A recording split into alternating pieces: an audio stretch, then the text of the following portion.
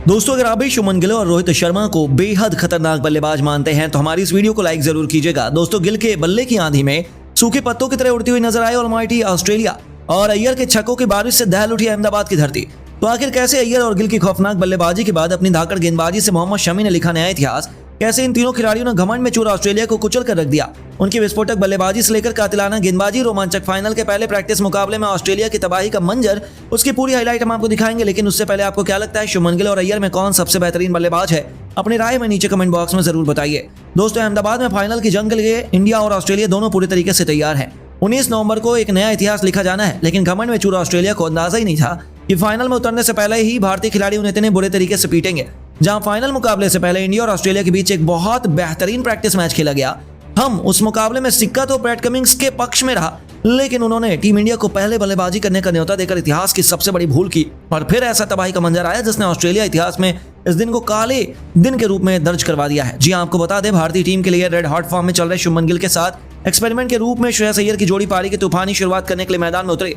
पहले ओवर से उन्होंने इस खतरनाक तेवर कंगारू को दिखाने शुरू कर दिया। जहां गिल ने खूबसूरत कवर ड्राइव से मैदान को चीरते हुए अपना खाता खोला, तो अय्यर भी कहां पीछे रहते। मैदान के ऊपर से गेंद को छक्के के लिए भेजकर इस बल्लेबाज ने भी काउंटर अटैक करना शुरू कर दिया। बस फिर क्या था, इन दोनों ने यहां से पीछे मुड़कर देखा ही नहीं। इन्होंने शुरुआत से ही आक्रामक रुख अपनाया और अपने सामने आने वाले हर एक गेंदबाज की धज्जियां उड़ानी शुरू कर दी। पावर प्ले का बखूबी फायदा उठाते हुए इन दोनों खूंखार खिलाड़ियों ने टीम इंडिया को 82 रनों के स्कोर तक पहुंचा दिया।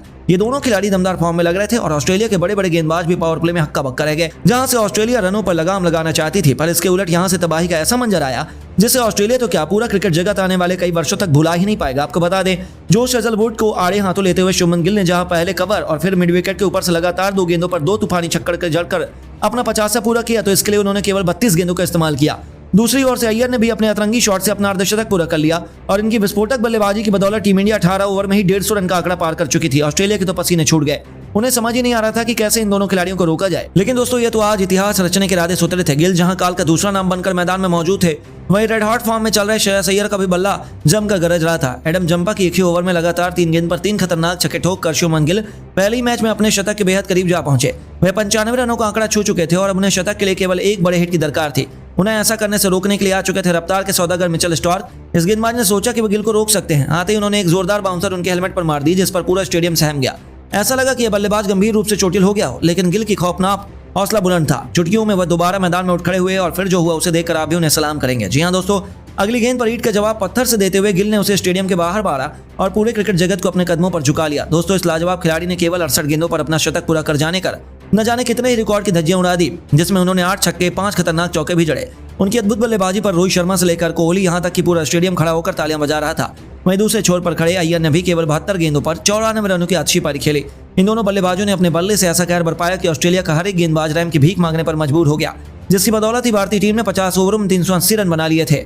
ऑस्ट्रेलिया अब इस विशाल का लक्ष्य को हासिल करना चाहता था। उनके पास खूंखार बल्लेबाजों की पूरी फौज थी। उन्हें लगा था कि वह इस लक्ष्य को हासिल करने के काबिल हैं। करोड़ों क्रिकेट प्रेमी एक जबरदस्त घमासान के लिए उत्साहित थे, लेकिन उन्हें क्या पता था ऑस्ट्रेलिया के लिए 200 रन जोड़ पाना भी मुश्किल हो जाएगा। जी हां, इस टूर्नामेंट में सबसे अधिक विकेट चटकाने वाले मोहम्मद शमी का कहर कंगारू पर टूट पड़ा। जहां रफ्तार के सौदागर इस गेंदबाज ने पहले ओवर से ही ऑस्ट्रेलिया की हालत बद से बदतर कर दी। जैसे ही वे गेंदबाजी में आए, उन्होंने पहली ही गेंद पर ट्रेविस हेड के 3 विकेट उखाड़कर अपना खाता खोल दिया।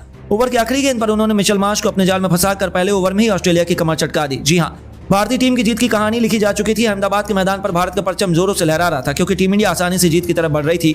हालांकि स्टीव स्मिथ और डेविड वार्नर ने अपनी टीम को संभालने की भरपूर कोशिश की, लेकिन शमी तो यमराज बनकर आ गए।